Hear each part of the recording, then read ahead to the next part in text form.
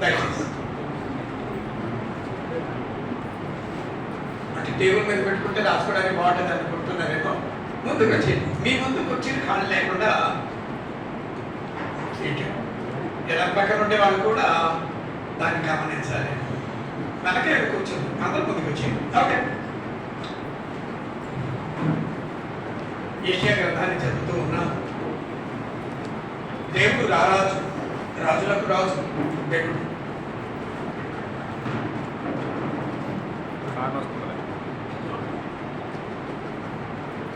ఆయన ఏలడము శాంతి సమాధానంతో కూడింది. దేవుడు రెండు స్థాయిలో ఏలుతాడు. శక్తితో ఏలుతాడు, ప్రేమతో తండ్రిగా దేవుడిగా ప్రేమతో ఏలుతాడు. చాయిస్ ఎవరిది అంటే మాకు. మనం దేవుడు ఎలా మనల్ని ఏలాలని కోరుకుంటే అలాగే. అదే ఆయన్ని సృష్టికర్తగా తండ్రిగా స్వీకరించి ఆయనను ఏలనిస్తే ఆయన సంకల్పం మేరకు ఆయన చిత్తమే జరగాలి. ఇశ్రాయేలుకు ఆ భాగ్యాన్ని ఇచ్చాడు. వారి తన రాజ్యము అన్నాడు. తాను రాజుగా ఉంటాడు, వాడు తన రాజ్యము మిగతా వారికంటే స్పెషల్. ఎవరు? ఇశ్రాయేలు. అది గుర్తించలేదు. సకల జనుల మర్యాద చొప్పున మాకు రాజు కావాలి అనుకున్నారు. సరే, మానవరాజు అనుగ్రహించి ధర్మశాస్త్రంలో ఉండే నియమాల్ని అనుసరించాలి అంటే సౌలు మొదటి రాజు ఫెయిల్ అయిపోయాడు. దావీదు తన ఇష్టానుసారుడైన వ్యక్తి అని రాజుగా నియమించాడు. రాజు దేవుడు చెప్పినట్టుగా దావీదు పరిపాలన చేశాడు. దావీదుతో దేవుడు వాగ్దానం చేసినట్టుగా దావీదు సంతానంలో ఎప్పుడునో ఒక వ్యక్తి ఇశ్రాయేలు మీద రాజుగా ఏర్పాటు చేశాడు. కానీ దావీదు కుమారుడే దేవుడి మీద తిరుగుబాటు చేశాడు, విగ్రహాన్ని పూజించాడు. ఎవరి మాట విని? దేవుడు 2 సార్లు హెచ్చరించిన బెల్లమంటే బెల్లం. అప్పటి వరకు కనిపించిన తల్లిదండ్రులు ఏం కనపడదు.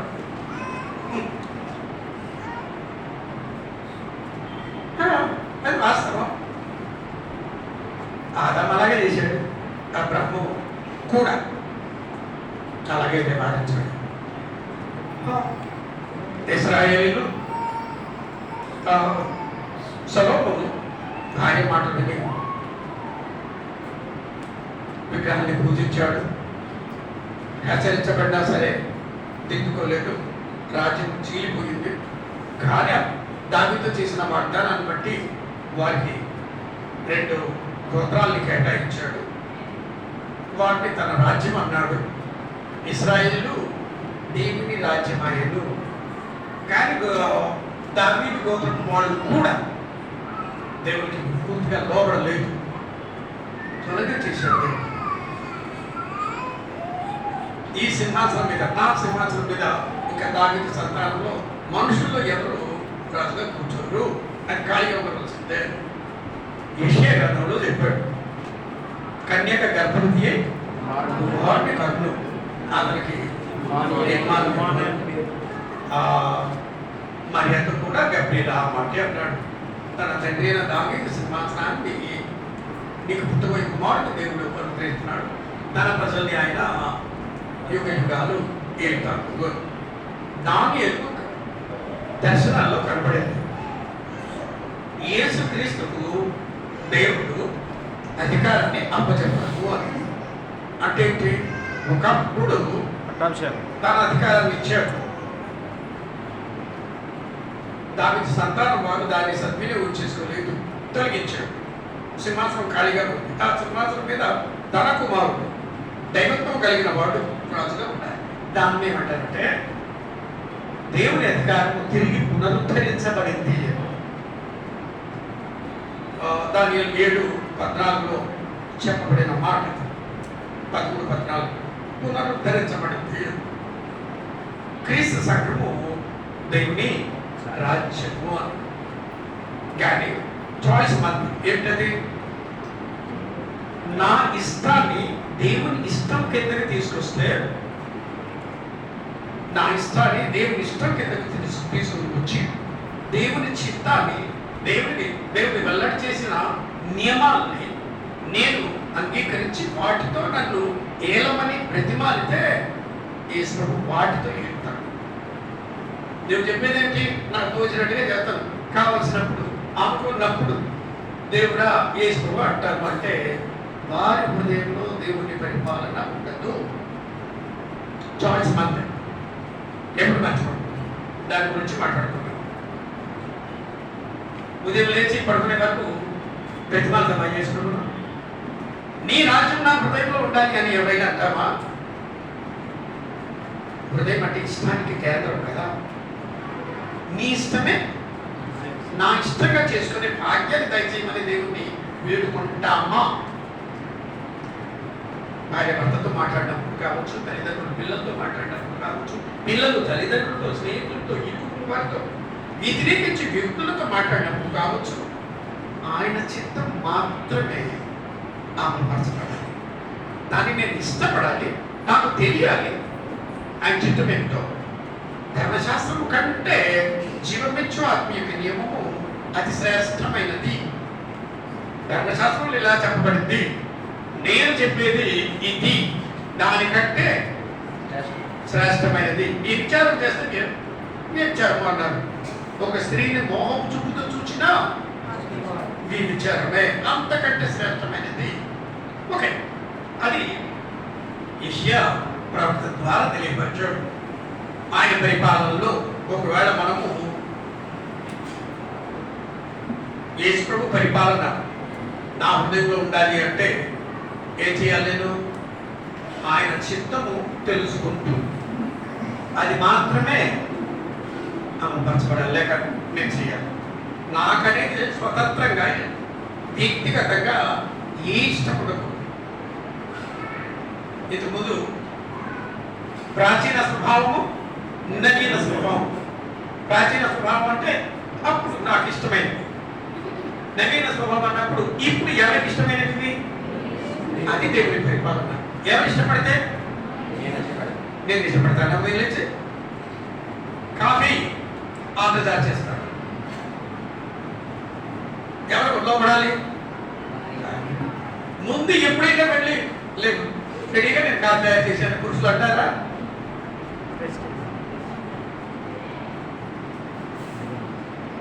అంటారా? కనుకుండేవాడు.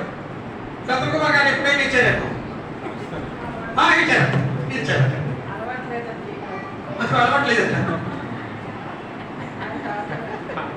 మీకు చెప్పలేదు, మీకు అలవాట్లేదు, బ్రతికించారు. అంటే జీవమిచ్చ ఆత్మీయ నియమాన్ని ప్రకటించిన ఆది క్రైస్తవులు, అపోస్తులు, బోధ విన్నవారు లోకాన్ని తలకిందులుగా చేసే బోధ ఇది. ఇప్పుడే సోదరుతో మాట్లాడేందుకు చెప్పారు. ఎవరైనా తిడితే ఎంత మేలు చేశారమ్మా, చాలా చాలా సంతోషం, మా ఇంటికి వస్తే బిర్యానీ తయారు చేసి పెడతానమ్మా. తిడితే అంతకుముందు అవమానిస్తే అలా చేస్తే లాభం ఏంటి? శాశ్వతంగా చెప్తారు ప్రశాంతంగా జీవితంలో ఇంకెప్పుడు ఆమె గొడవలు పెట్టదు, సమాధానం ఏర్పడుతుంది. మీ హృదయంలో సమాధానము ఏలుచుండనీయుడి ఎవరి చేతిలో ఉంది? నా చేతిలో. అవమానించిన వారికి ప్రేమతో పిలిచి, అదే భగవానికి వింటే కృగిని ఎందు మాంసం తినకంటే ప్రేమ గల చోట ప్రేమతో పెట్టి పూజనం. జీవితంలో ఎప్పుడు గొడవలు రావు మీ ఇద్దరి మధ్యలో. మిమ్మల్ని హింసించి వారి కొరకు ఏం చేయాలి? వాళ్ళని ప్రేమించేటట్లుగా చెయ్యి అని ప్రార్థన చేస్తావా? పగ తీర్చుకునేటట్టుగానే ఉంటుంది. స్వభావాన్ని మార్చుకోవడానికి కృషి చేయాలి. ఒకరోజుకు రాదు. మనలో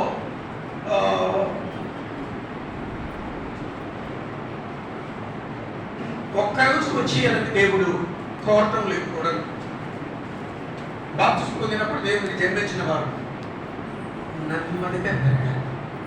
పౌలు అంటాడు కొరింథీయులతో, మిమ్మల్ని నేను మీరు దేవుడికి పుట్టినప్పుడు అన్నంతో పెంచరా, పాలతో పెంచారు. కానీ ఇప్పటికీ మీరు పాలే కావాలంటే దారుణమని. ఎంత కాలం అయిపోయినా సరే పాలేనా? మీలో కలహము, అసూయ ఇవన్నీ ఉన్నాయి అంటే మీరు పసిపిల్లలాగా, లోక సంబంధంలాగా, శరీర సంబంధంలాగా ప్రవర్తిస్తున్నారు తప్ప ఆత్మీయ ఎదిగిన వారు కారు అని. ఇంప్లిమెంట్ చేయాలి, వీటన్నిటినీ ఆచరణలో పెట్టాలి. మనం వింటున్నాం కానీ నమ్ముతున్నామా? నమ్మితే ఏం చేస్తామంటే ఖచ్చితంగా నమ్మిన వారికి సమస్తం సాధ్యము అని. క్రితం నెల 26వ అధ్యాయం 1 నుంచి 21 వరకు ఒక కీర్తన ఉందని మాట్లాడుతూ దేవుని రాజ్యము పునరుద్ధరించబడిన అంశాలు కూడా ఈ అధ్యాయంలో ఉంది అని చెప్పుకున్నాం.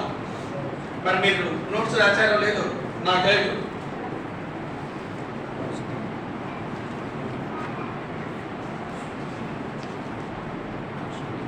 ఇరవై 26వ అధ్యాయంలో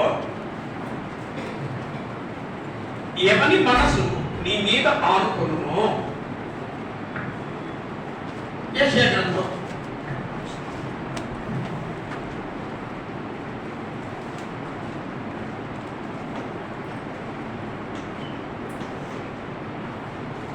26:3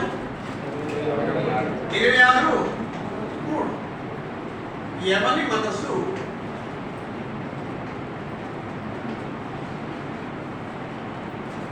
నీ మీద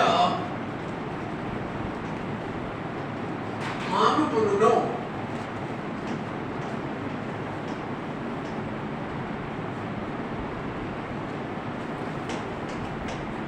అని మాట్లాడుతూ ఉన్నాడు.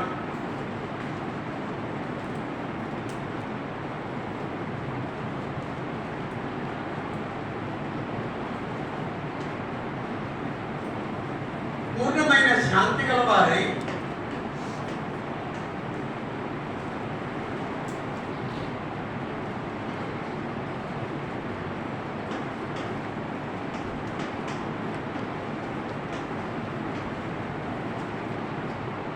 దుగనం తమ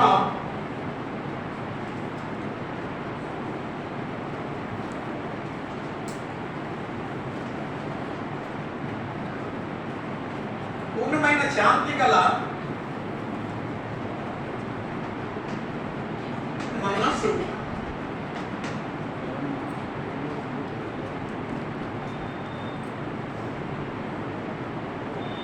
గలవాడిగా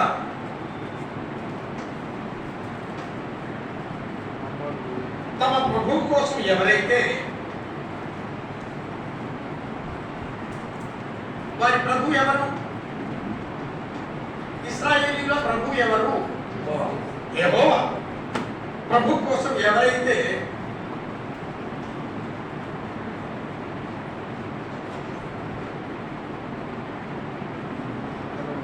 స్థిరంగా నమ్మకంగా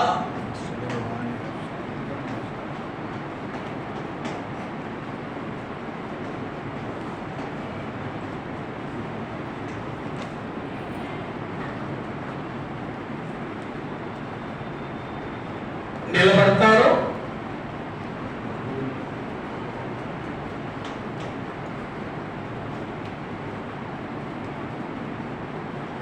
ఆ శేషాన్ని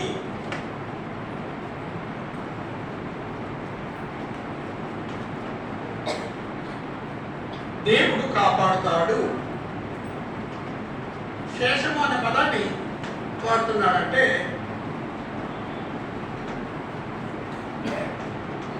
శేషము అంటే చాలా మంది వస్తారు. ఉదయం చాలా మంది క్లాసులు ఉన్నారు, ఇప్పుడు అందరూ లేదు. ఎందుకంటే మిమ్మల్ని శాశ్వతం అది అడగలిగిన వాడు ఆయన. ఎవరైనా మొదటి నుంచి దేవుడు చెప్తూ ఉన్నాడు ఏమని? శేషాన్ని మాత్రమే కాపాడుతాడు అని. మిగిలిపోయిన వారు చాలా తక్కువ మంది ఉంటారు. ఆ మిగిలిపోయిన వారు అంటే చివరి వరకు నమ్మకంతో, ఆశతో, చివరి క్షణం వరకు, ప్రాణం పోయినంత వరకు ప్రకటన గ్రంథం 2:10 చదవండి ఒకసారి.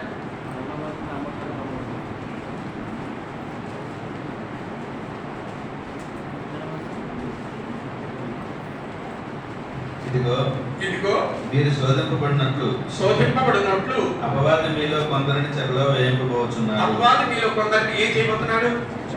చెరలో వేయబోతున్నాడు. 10 దినములు శ్రమ కలుగును. 10 అంటే సంపూర్ణంగా, అంటే బతికినంత కాలం ఏమొస్తాయని. శ్రమలో ఉండే వాళ్ళకి నీ శ్రమ ఎక్కువ ఉంది అంటే ఎలా ఉంటుంది? నేను మోయలేకపోతున్నాను ఈ బరువు అని భారంగా మోస్తున్న వాళ్ళ మీద 1 కిలో కదా 50 కిలోలు మోస్తున్నాను, 1 కిలో నీకు ఎక్కువ బరువు అయిపోద్దా అని 1 కిలో వేసాడు అనుకోండి, మోసేవాడికి ఎలా ఉంటుంది? మనం అడుగు వేయలేకపోతుంటే ఇంకొకటి అంటాడు. కాదు, ప్రకటన గ్రంథంలో ఉండేది అది. మీకు శ్రమలు వచ్చాయా? శ్రమలు ఎక్కువ అవుతాయి అంటాడు దేవుడు. 10 దినములు చదవండి. 10 దినములు శ్రమ కలుగును. మరణము వరకు నమ్మకము. ఎప్పటి వరకు? ఒకవేళ వాడైనా చెప్పవచ్చు, లేకపోతే నువ్వైనా చనిపోవచ్చు, రెండింటిలో ఏదైనా. అప్పటి వరకు ఏం చేయాలి? ఈ వారు ఉండే నమ్మకం రేపు ఉంటుందా? వీలెంట్, అప్రమత్తంగా ఉండాలి, జాగ్రత్తగా ఉండాలి. ఏమో నేను పోగొట్టుకుంటానేమో నా లక్షణం నిర్లక్ష్యం చేస్తే మరణం వరకు ఎవరైతే ఈ వారి నుండి రేపు లేనివాడు, ఈ సంవత్సరం నుండి వచ్చే సంవత్సరం విశ్వాసంగా లేనివాడు నిత్య జీవానికి పాత్రుడు కాదు, స్వతంత్రించుకో. ఈవాడు ఉంది. మరి ఈవేళ లాగా రేపు ఉండాలి, వచ్చే నెల ఉండాలి, వచ్చే సంవత్సరం ఉండాలి, 10 సంవత్సరాలు తర్వాత కూడా ఉండాలంటే ఎలా సాధ్యమవుతుంది? దీన్ని పెంచుకోవడానికి ప్రయత్నం చేయాలి. అది విశ్వాసం కావచ్చు. విశ్వాసమే పురాణి రక్షణ, దాన్ని కాపాడు, దాన్ని అది బలంగా తయారవ్వాలి. పేరు అంటాడు కదా, రక్షణ విషయంలో ఎదుగు నిమిత్తము అని ఎప్పుడు పెంచుకుంటూనే కానీ విశ్వాసం ఎలా పెరుగుతుంది? మరి వినడానికి ఇష్టపడకపోతే, వినడానికి ఆసక్తి చూపకపోతే శక్తిని, దేవుడికి లోబడే శక్తిని ఎవరి విషయంలో అయినా సాధ్యం. ఎప్పుడెప్పుడు ప్రార్థన చేసేవాడు, లేక దేవుడితో మాట్లాడేవాడు? పగలంతా దేవుడు చెప్పిన వాటిని బోధించి రాత్రంతా తండ్రితో తిరిగి ఎనర్జీ సంపాదించుకోవడం. ఎన్ని శ్రమలు, శోధనలు, బాధలు వచ్చినా సరే తండ్రికి మొరబెట్టుకోవడం. వినే విషయంలో నిర్లక్ష్యం ఉండేవాడు చేతుల జీవితాన్ని నాశనం చేసుకుంటున్నాడు. ఆత్మ జీవితము ఇది తలకెత్తులుగా చేసే కార్యక్రమం. లోకాలు మనకు సమస్యలు ఎదురైనా, సమస్యలు వస్తాయా? సమస్యలు ఎదురైనా ఎందుకు ఎదురవ్వాలి?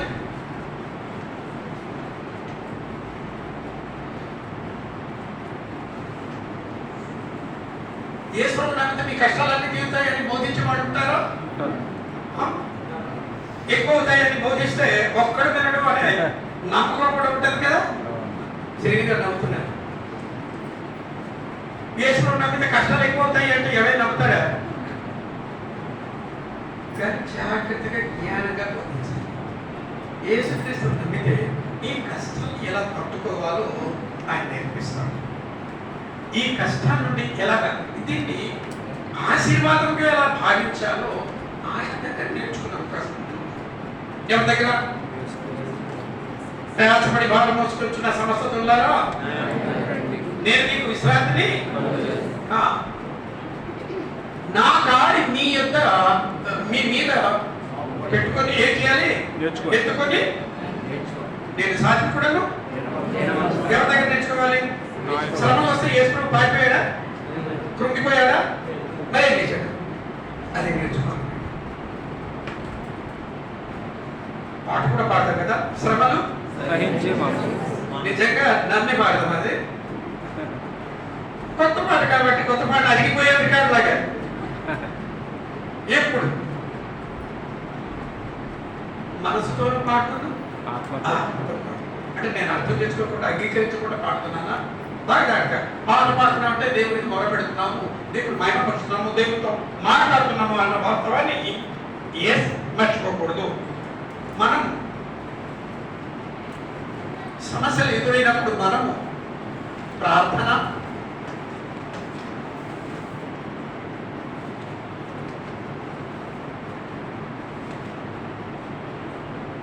విశ్వాసము,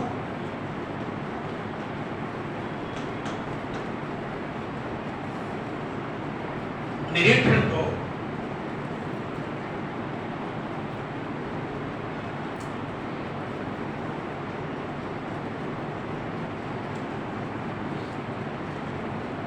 ప్రభు వైపే తిరిగి ఉండడానికి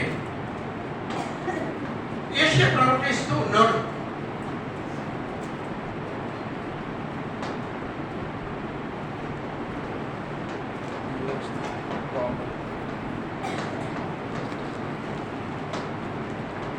ఉండునట్లు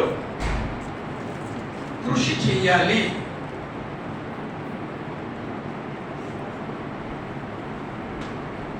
నిరంతరం కృషి. ఇది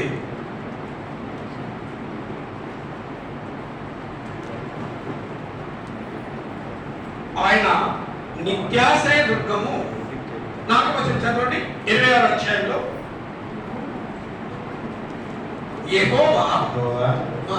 యెహోవాయే నిత్యాశ్రయ దుర్గము. యెహోవా నిత్యాశ్రయము అంటే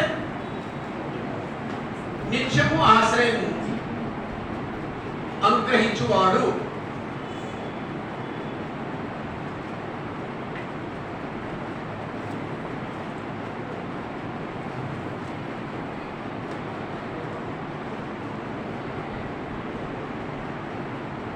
నాలుగవ వచనంలో మాట్లాడతారు.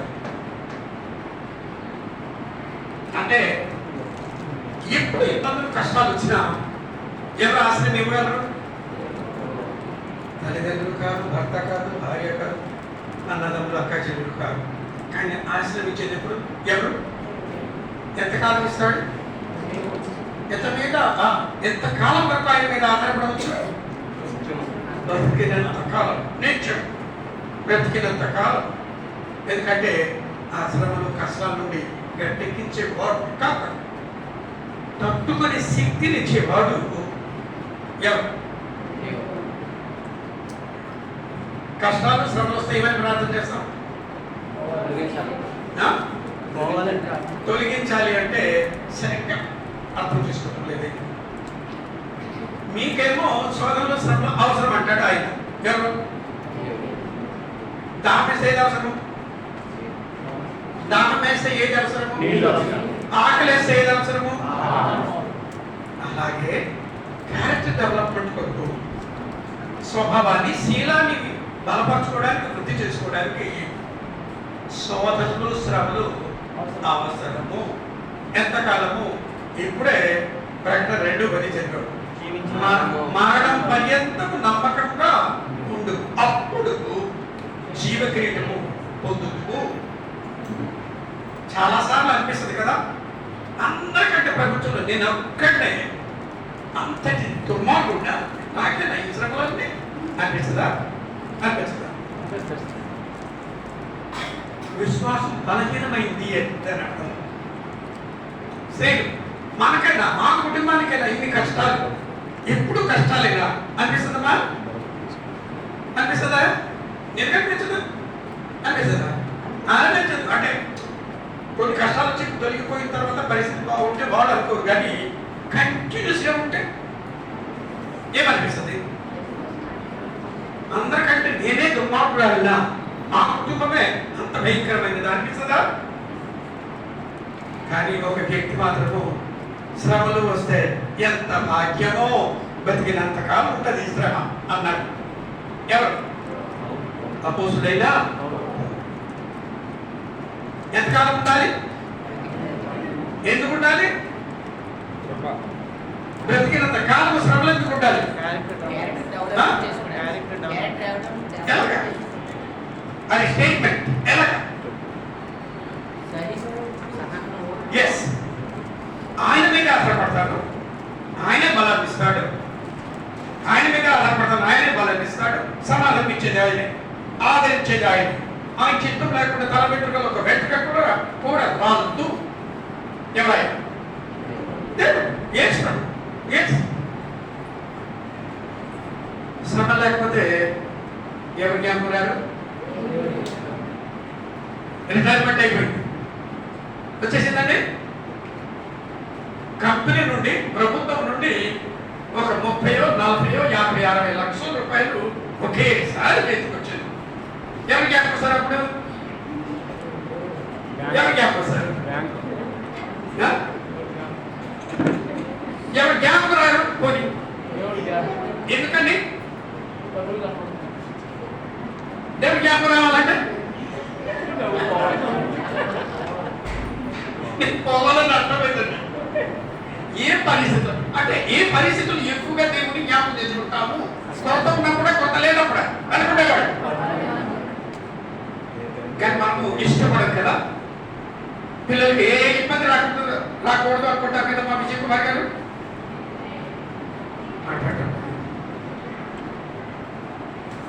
పిల్లలకు ఒక దోమ కూడా పాట మాత్రం పాడదు. ఏమైనా శ్రమలు అంటే శ్రమలు ఉన్నప్పుడా లేనప్పుడు సహించాలా? లేనప్పుడు సహించాలి. దేన్ని ఇన్వైట్ చేస్తున్నాం, ఆహ్వానిస్తున్నాం. ఆ పాటలో దేన్ని ఆహ్వానిస్తున్నాం? కానీ సహనము రావాలంటే ఏది ఉండాలి? మరి శ్రమల్ని ఆహ్వానిస్తావా? లోకాన్ని తలకిందులుగా చేసే బోధ చేసుకోవద్దు. వాళ్ళకి అర్థమైంది. ఎవరికి? యేసును వ్యతిరేకించిన వారికి అర్థమైంది. ఎవరికి అర్థం అవడం లేదు? మిమ్మల్ని తిట్టడం లేదు. మళ్ళీ ఇది చెప్పి అవి చెప్పి తిట్టడానికే ప్రయత్నం చేస్తాడు. అంతే కదమ్మా. మాట్లాడకపోతే మౌనం అర్థానికి కారణమే. ఏమా నిజం చెప్పేస్తుంది సోదరి. Thank you. కాదమ్మా, అన్నిటినీ సమన్వయం పరచాలి. చదవండి అపోస్తలుల కార్యములు 17వ అధ్యాయము 6వ వచనంలో. అందరూ బైబిల్ నుండి ప్రతి ఒక్కరు చూడాలని మనకి, నా మాట కాదు.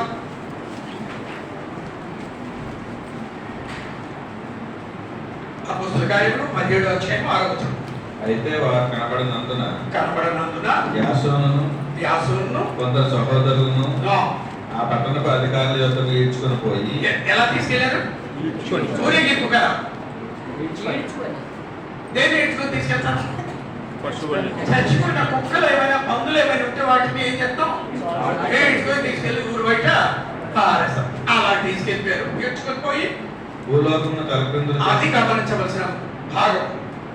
భూలోకమును తలక్రిందులు చేసిన వీరు ఇక్కడికి కూడా వచ్చి ఉన్నారు. అంటే ఇక్కడ కూడా బోధించబడుతుంది. బోధించబడుతుందా? మనం నమ్మిన నమ్మకాన్ని పూర్తిగా వ్యతిరేకించే బోధ జరుగుతుందా? భూలోకాన్ని మనం అనుకున్న దానికి భిన్నంగా జరుగుతూ ఉంటే మనకు ఆశ్చర్యంగా ఉండొచ్చేమో. బాగా ఆలోచించాలి. సో శ్రమలు సహించే మనసివ్వు అంటే దేన్ని ఆహ్వానిస్తున్నాం? సహనం ఎప్పుడు అవసరము? మరి శ్రమలు లేకుండా పాట పాడొచ్చా? సహనం అవసరమేనా? ఎప్పుడు అవసరం? భోజనం అవసరమా?